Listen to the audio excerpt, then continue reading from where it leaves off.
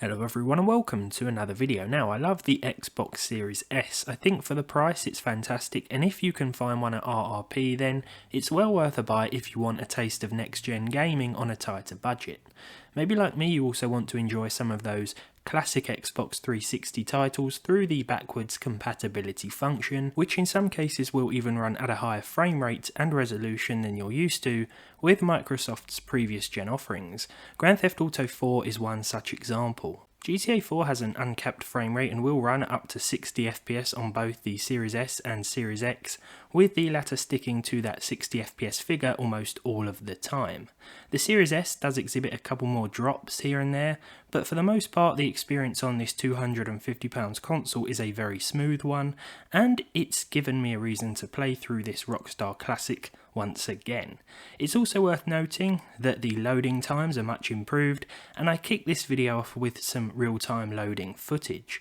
The only downside to this is that we don't get to listen to that amazing loading screen music for very long, but I guess I'll fire up the old 360 if I want to enjoy that. There is also another point worth bringing up, and that is that the game still runs in its original native resolution of 1280 by 720. This doesn't look too bad even on a 4K TV, and bear in mind that YouTube's own compression does make things look worse here as well.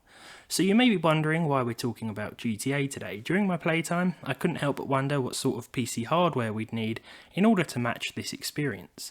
How much power do we need to hit 60 FPS at 720p with this notorious port, and how little would it cost to replicate what is now a very smooth console experience?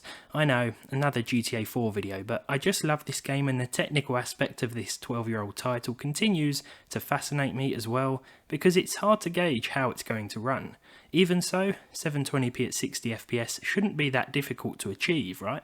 I was going to originally compare the Series S performance to the Series S console killer PC build that I put together a while back, but since the graphics card in that machine is now impossible to find or selling for more than the Series S costs, I don't think that would be very sporting. I built this thing when prices were way lower, so it might make a return when the market gets back to normal. But on to today's comparison. The first thing I wanted to do was work out what sort of settings on the PC would look closest to the Xbox version. This is just for a bit of fun, of course, as consoles and PCs do things differently, and some settings might be missing from the console release altogether. I'm just going by sight here, no scientific methods behind this at all. So, these were the options I chose for PC. We've got the 720p resolution here at 60Hz, and for the settings I've gone with the medium and low options mostly, adjusting the sliders comparatively with the Xbox screenshot. So here is that Xbox version screenshot. Take note of the lighting on the storefronts in the background. Moving to the PC screenshot, and while the lighting is a bit different and the jagged edges are a bit worse, there's no anti-aliasing option anymore, so yeah, I found that this config however did look quite close. I mentioned the lighting on the storefronts that were visible with the Xbox version, and on PC it seems that these effects are missing. Both screenshots were taken right after the opening mission and after the first game save. For the hardware then, and from previous videos, you are probably aware that GTA 4 isn't the greatest port out there. In fact, I've experienced smoother frame rates on a Core 2 quad CPU than I have on a modern i3, and sometimes a GTX 1050 Ti might be outperformed by a 9800 GTX. It's just the way it is, but honestly there have been some serious improvements over the years, and most modern hardware should handle this game just fine, even if a constant 60 FPS is quite hard to achieve. A plus 60 FPS average is what we're after though here. Firstly, I tested the game with hardware that was still quite popular in the years following the game's release. A Core 2 Duo, GTX 460 and 4GB of RAM. 45 FPS was the average with some pretty bad stutter.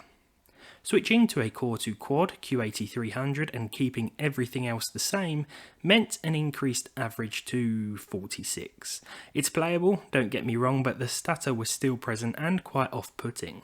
Next up then, I switched to a newer quad-core CPU, an AMD A6 3650 on the FM1 platform. This time around our average was 43, again with some serious stutter. Now at this point it seemed as though the GPU was the issue, as increasing the RAM amount to 8GB instead of 4 didn't help either.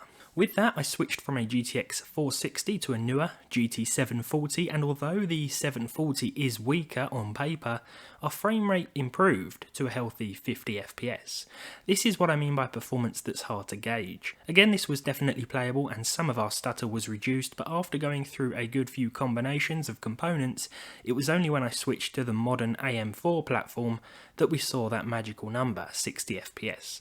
An Athlon 3000G and GTX 750 Ti, along with 8GB of 2666MHz memory, was finally enough to hit 60 FPS on average with these console equivalent settings, though there were still more dips than the Xbox version, which was almost perfectly smooth throughout. Again though, that's just the way it is with the PC release. It appears then that in order to match the performance of an Xbox Series S in terms of frame rate and match the visuals, an Athlon 3000G, 750 Ti and 8GB of RAM will do the trick. The 750 Ti has gone up in price on the used market, the same as everything right now, but the Athlon is still hovering around its original RRP, and DDR4 RAM seems well priced too. Still, by the time you've gathered the rest of the necessary components, including a power supply, storage and a case, it's going to be a pretty close call cost-wise. 1080p is also doable at 60 FPS, though I did notice some more frequent stuttering every so often, and at one point the game completely froze. All in all then, it's been interesting to see how GTA 4 on the new, cheaper Xbox compares to the PC performance, and figuring out which hardware we need in order to hit 60 FPS with these matching visuals.